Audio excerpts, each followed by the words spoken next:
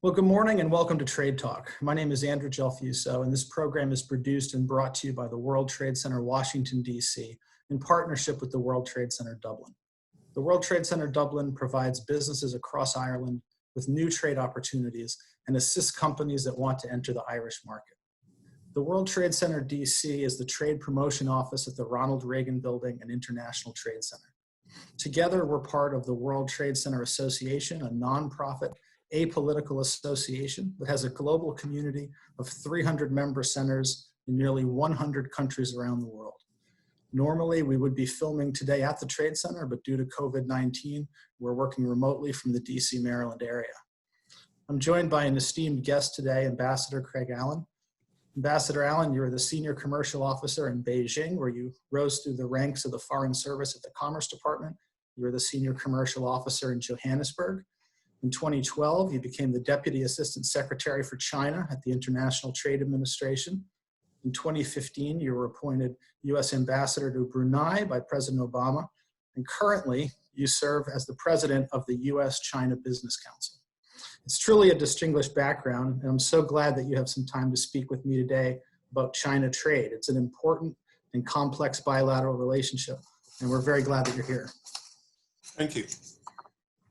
Just to jump in, can you briefly describe the role of the U.S. China Business Council?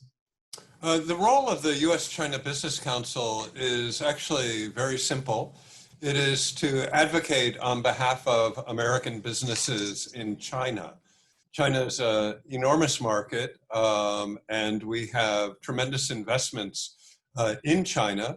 And thus I represent 240 American companies that are active in China, either through trade or investment, and trying to advocate on behalf of their interests, both with the US government and with the Chinese governments.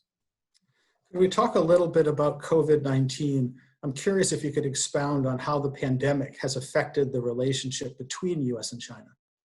So the US relationship with China is very large and complex.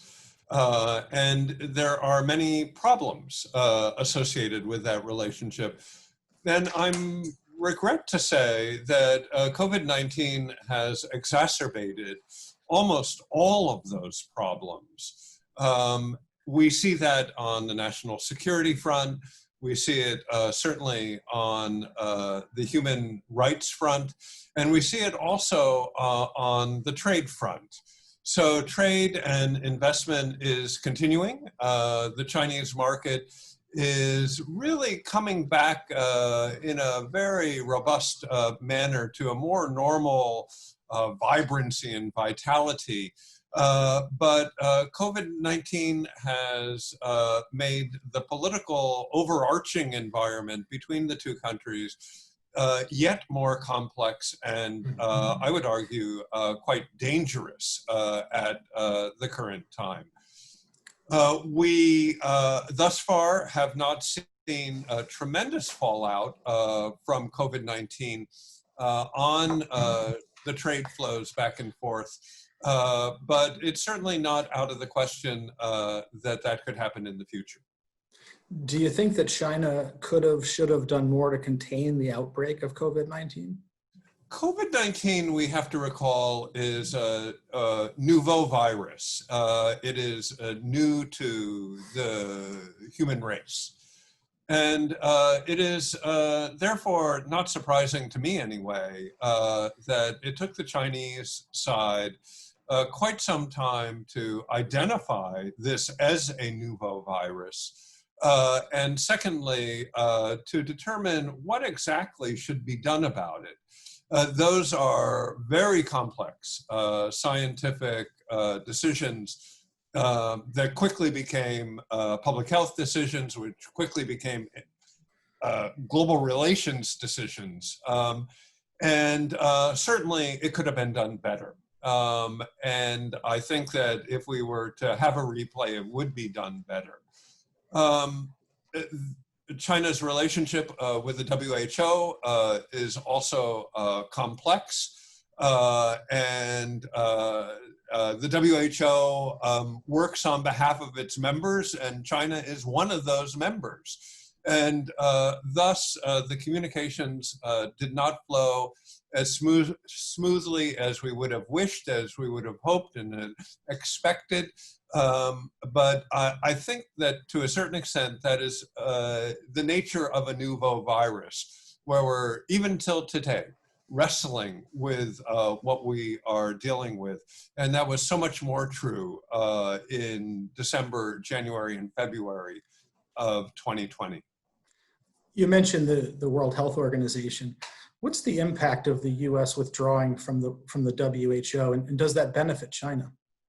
Well, it's a very interesting question because legally, the U.S. has not withdrawn from the WHO, although the president has announced it. I would argue that the WHO plays a very important role, particularly for less developed countries who rely on the WHO for medical protocols, for information, for materials, for all sorts of expertise that is desperately needed right now. Thus far, I'm not sure that there has been an impact on the ground in Africa or Latin America or Central Asia, South Asia, as a result of the US withdrawal. But over time, and particularly as we look to the next epidemic, there might be.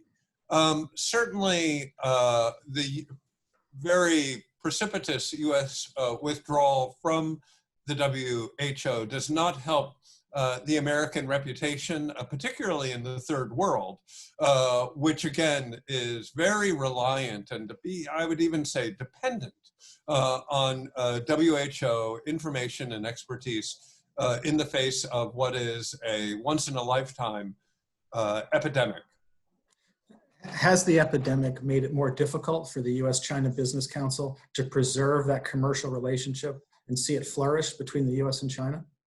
Well, within the U.S. Congress, we see up to 380 bills that are pending enactment or pending debate and potential enactment. And of those 380 bills, about 80 of them have been introduced since the pandemic. And many of them are a response to the pandemic, demanding greater transparency, in some cases reparations, and other factors directly or indirectly related with the pandemic. So that's a large number, and some of these bills might go through, and indeed some of them will go through and become law, and that could very well make trade between China and the United States yet more complex and difficult. And I would say that on the public relations side, that in the United States, and similarly in China, in a mirror image of each other, that the public viewing, the public image of the other country has deteriorated very rapidly. And this gives American legislators and also Chinese bureaucrats and party members cover to engage in yet more protectionist activity. And I think that that needs to be resisted, and that's part of my job, to try to keep the business flowing on an even keel without allowing excessively nationalistic or even emotional responses to the other side. America and China together are 40% of the global GDP. We are the twin engines of global growth in the global economy, and therefore we have to be working together or the global economy is going to suffer.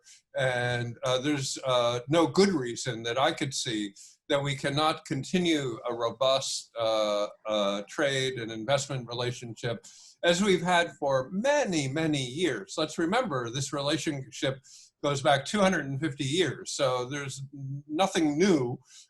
U.S.-China trade is important. Something that is relatively new is the Phase 1 trade agreement, and it's an important aspect of our relationship.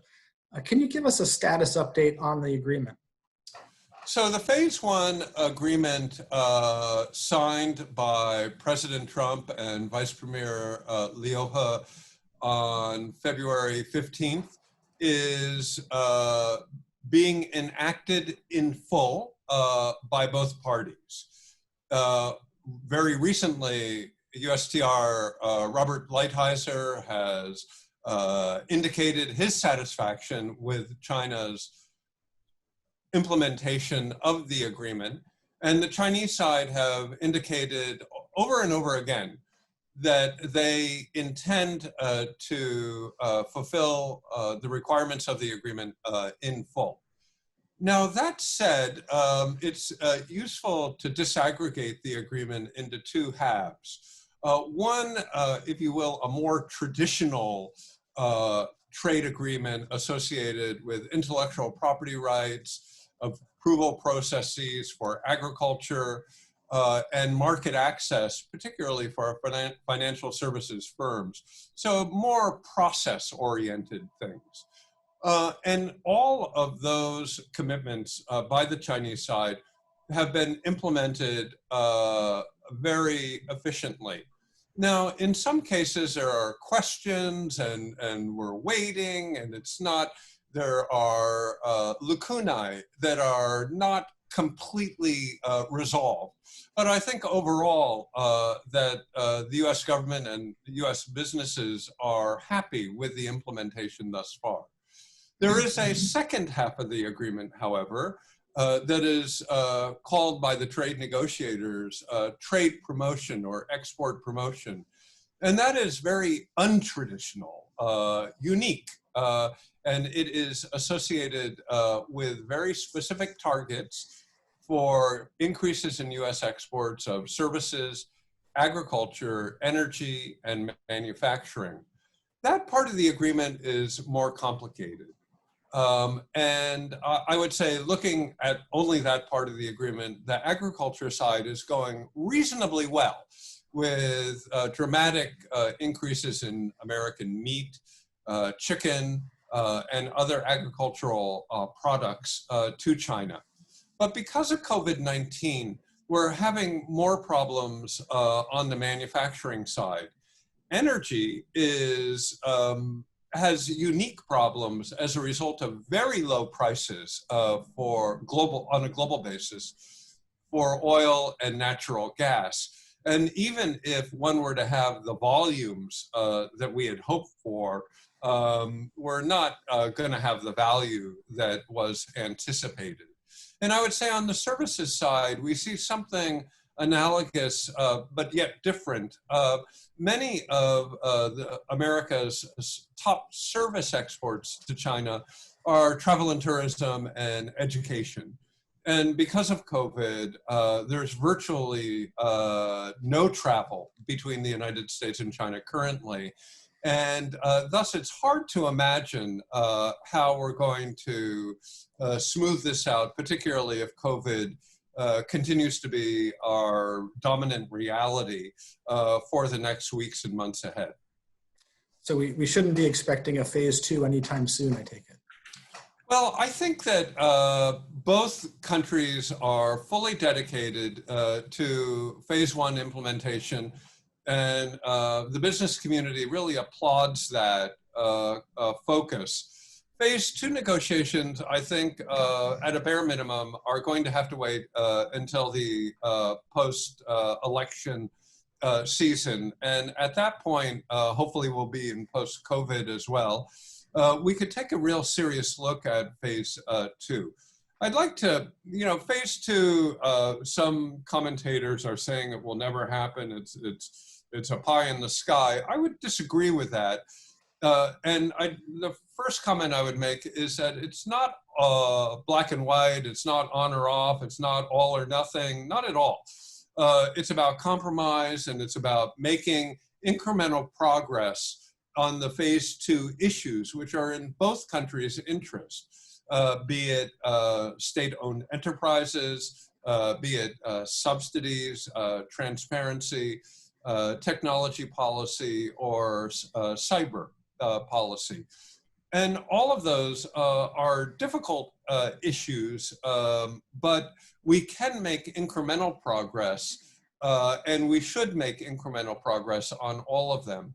The other thing I would really need to remind people of is that tariffs between the United States and China remain unnaturally high. U.S. tariffs, average tariffs coming in for products coming in from China are at 17%. And tariffs on American exports going to China are around that number, probably effectively a little bit under that due to exemptions, but they're still very high. And this is not a natural situation and not one that is tolerable in perpetuity. Thank you for that complicated answer to a complicated question. The COVID pandemic has exposed that large parts of our medical supply chain, personal protective equipment, testing supplies, antibiotics are manufactured in China. Given the shortages that we've recently experienced, do you think there would be a successful effort to repatriate parts of this supply chain? So it's a really interesting question. I think what COVID has taught us is that we must avoid a single point of failure anywhere in the world and have resilience and diversity in our supply chains so as to ensure ourselves that even in a time of crisis, we will have access to vitally needed supplies. Now, when I say single point of failure, I think that we really should think of that not only in terms of one factory, but really in terms of clusters of factories, oftentimes in one particular Chinese province. And so we're seeing changes in investment flows at the margin to avoid a single point of failure either in China or elsewhere. The question of whether or not that manufacturing can be repatriated to the United States is one that we're watching with a great deal of interest. And that really is dependent on the availability of labor and the availability of capital to move those supply chains back and forth. And I would say a couple of things on that. Firstly, don't underestimate China's comparative advantage in manufacturing in many different industries. The ecosystem is highly developed. The infrastructure is excellent. The engineers and fast prototyping is really world-class, best in world. And those are advantages that are not easily displaced.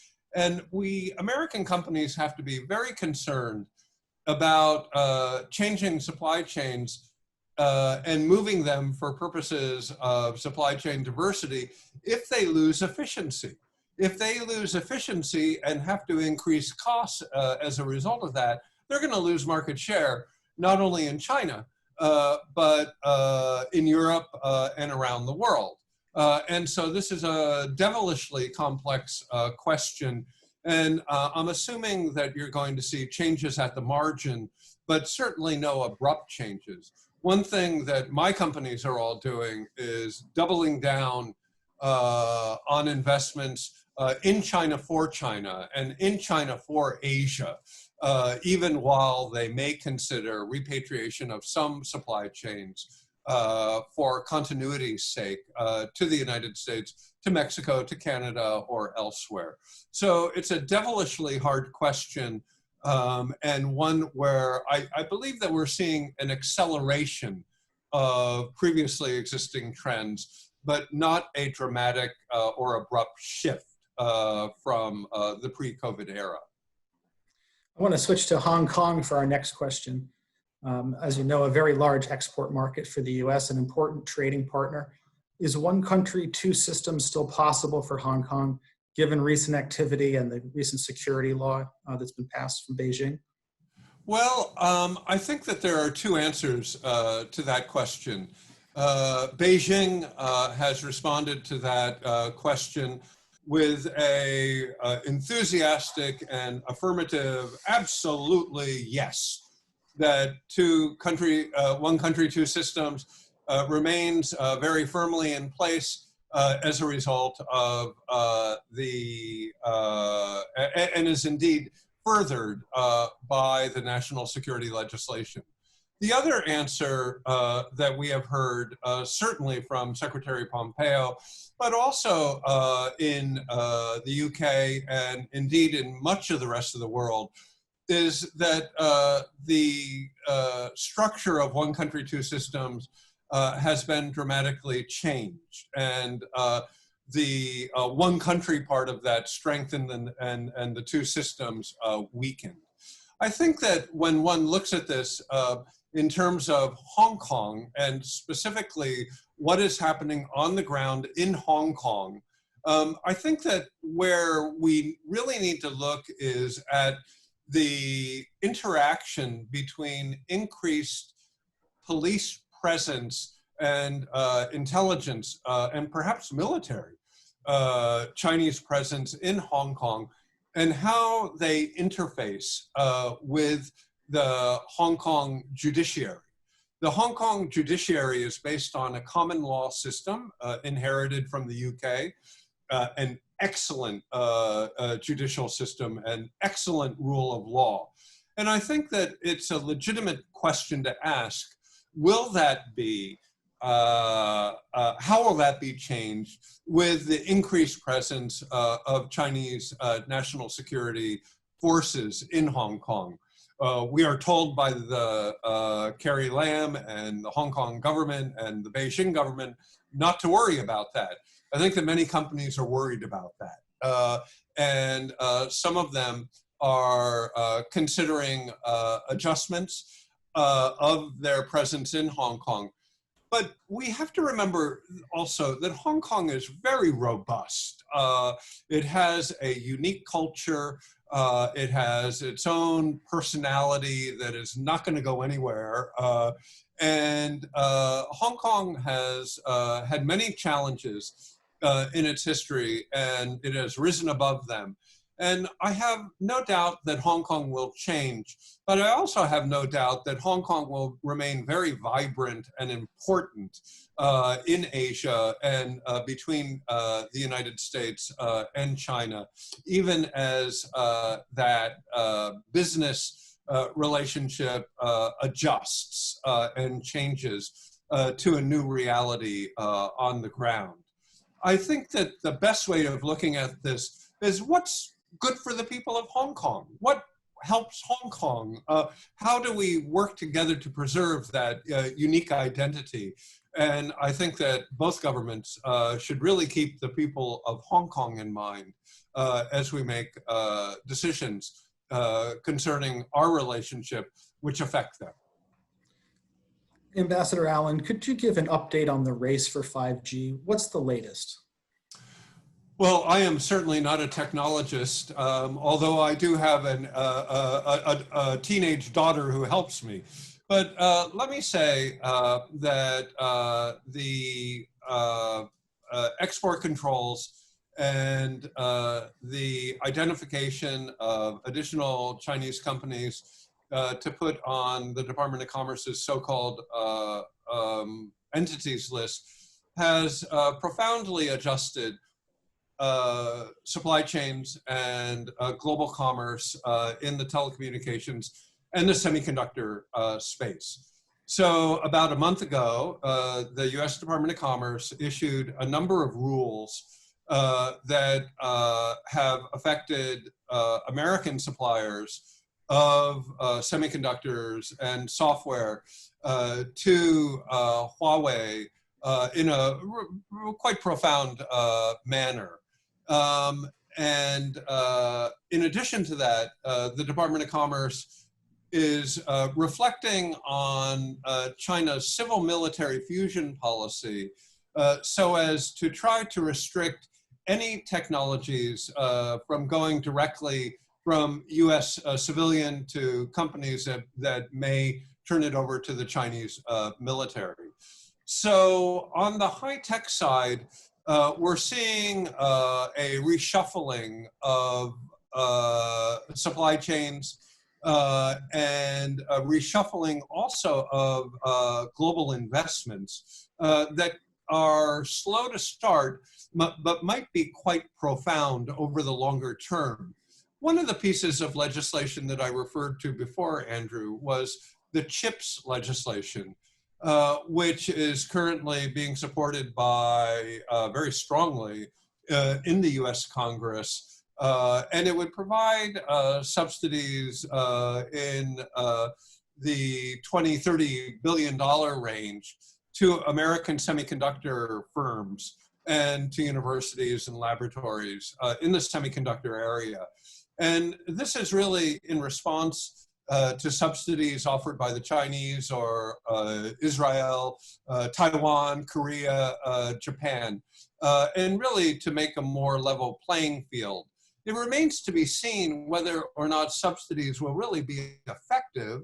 Sometimes they are, but not always. And whether or not companies will adjust their marginal investment decisions as a result of 5G. I would note that the U.S. government's apparent concern with China is mostly directed at Huawei as opposed to other Chinese telecom companies. And thus, I hope anyway, that the commercial implications of these export control decisions will be contained to what is justifiably national security concerns and will not spill over into whole sectors or even outside of the telecom and semiconductor space to other sensitive areas such as biotechnology, pharma, aviation, and other areas. I think we also need to be concerned about the ecosystem of our universities and research institutions that are studying these subjects. And again, I would caution against excessive nationalism. I would caution against exaggerating the national threats. I would caution against bifurcating the global innovation ecosystem and really encourage global efforts on science and technology with special reference to COVID-19 and other future epidemics that could really be the scourge of humankind. But more generally also, global science and technology is a fragile ecosystem that absolutely needs to be defended in full as strongly as possible, consistent with our national security constraints. In your opinion, is there a real risk that the U.S. and China could disassociate from each other, harming both economies as well as the world? Well, I think that what I see in both Beijing and Washington is a willingness to disengage from certain industries. And that would be especially true in telecommunications and in critical information infrastructure. And both governments have clearly indicated that they want secure and controllable communications. So this is already happening. What I would really, again, rush to note is that absent any clear national security concerns, it is not in the interest of the Chinese people, the American people, American companies, Chinese companies, to decouple or to disintermediate. It is and that would be true on the people-to-people front. It would be true on the technology front. It would be true on the diplomatic front, the epidemiological front, and especially with regard to all of the areas, many areas where we have mutual common concerns. So there is a process of disengagement currently underway in telecom and critical infrastructure. And I think that that's understandable and regrettable, but understandable. I am hopeful that we are able to contain this impulse to disintermediate to the telecom and critical information infrastructure space so that we could maximize collaboration in other spaces, particularly those associated with the global commons. Climate change would be a good example, or pandemics would be yet another example. But there are many, many other areas where the US and China could and should cooperate for the benefit of both of our countries and indeed the world. And the absence of US-China cooperation is felt deeply and will be felt yet more deeply by future generations. So we must collaborate in the areas where we can more effectively than we are doing now. In the short to medium term, where do you think the U.S.-China relationship is headed? Is there cause for optimism? Are there things that, that we should be watching as a U.S. citizenry? Well, when one looks at the longer cycle of U.S.-China relations, even over the course of the last 100 years, we see episodic periods of great tension that are followed by cathartic moments and a resumption of strong and healthy ties. And it just so happens that in every year ending with 9, we've had really bumpy relations going back to 1949. But you could go back, and every year ending with 9, we've had a lot of problems. And this most recent go around in 2019 has been no exception to that trend. And I do expect that we will find a new equilibrium as the structural shifts in China settle down and as the United States finds itself in a new global networked position. But that is going to take a little bit of time. The Phase 1 agreement that you mentioned earlier, I think is a cornerstone and a foundation stone for that new hoped for revisiting of a reconceptualization of the U.S.-China relationship. Larry Summers of Harvard University, I think, put it best when he said that the most urgent job of the new administration, whomever that might be, is reconceptualizing the U.S.-China relationship. And I think that that would be an important step forward for both Beijing and in Washington. That's not the type of decision that happens only in one capital. It requires communication. It requires adjustments in strategy on both sides. It requires empathetic listening mode. It requires cognitive empathy. But that is something that is certainly we're very competent at, that we could do, and it is something that the world needs quite desperately in the age of COVID-19. Ambassador Allen, I truly appreciate your extremely informed perspective on the U.S.-China relationship, and I appreciate the time that you spent with us today. Thank you so much. Andrew, thank you very much. It's an honor to speak with you, and I look forward to the next opportunity. Thank you. Thank you, sir.